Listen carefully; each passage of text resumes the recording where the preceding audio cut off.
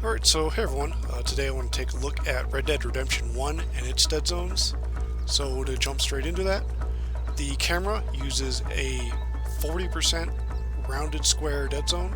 So as you can see, you have to move the stick that far before you start seeing camera movement. And you have to move the stick further diagonally because of the shape.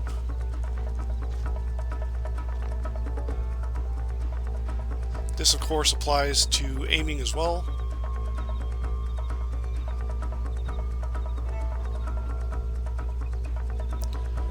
There is a ton of restricted diagonal movement around the axes, so you can see that I can make these large bobbing motions or point at very obvious angles,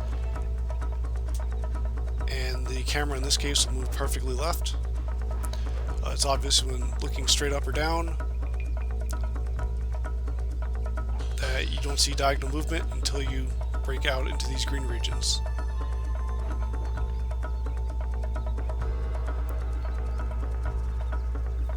Now this is a little interesting because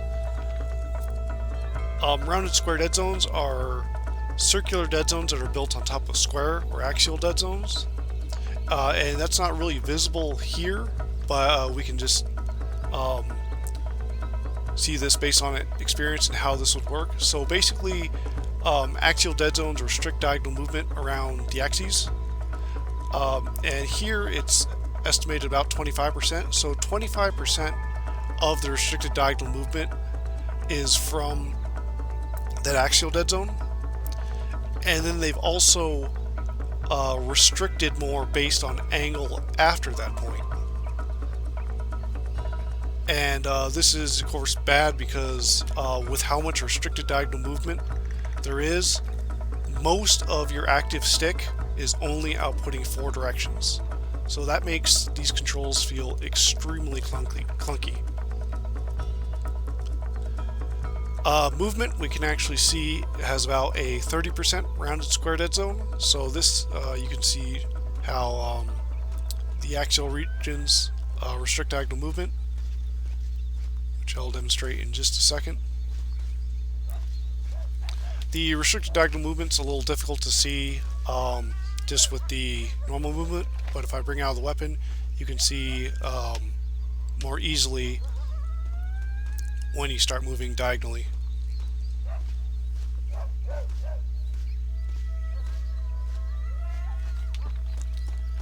The shaded region represents the run threshold, but that actually doesn't apply to this basic movement. You can see that whether you're gently pointing the stick or fully pointing it, you move at the same speed. This applies for when your weapon is drawn. So you can see that I'm walking here, but once I pass this threshold, you start running. And this also applies when you still have your weapon readied until he puts it away. So you can see running, stopping, running, and then it goes back to the 1 movement speed. There is a circular dead zone used by itself in this game, and that is actually part of the map cursor.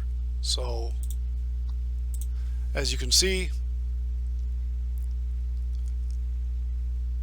once I break out of this 30% circular region, you can see the cursor begins moving. And capping the cursor to the edges, you can see that there is full diagonal movement. So very subtle diagonals are being picked up and applied. And if I wobble the stick, you can see that those are being picked up and applied. So this is really silly, where kind of the best dead zone type is being reserved for the map cursor, and the worst implementation is being used for the camera, which you need the most precision for. But that is what it is. Ideally, all of this, the camera, the movement, and the map cursor, would use circular dead zones. The map cursor obviously does, but all 3 of them should have used that, and that would have improved the experience for the game. But that's what it is. And otherwise, thanks for watching, and have a good rest of your day.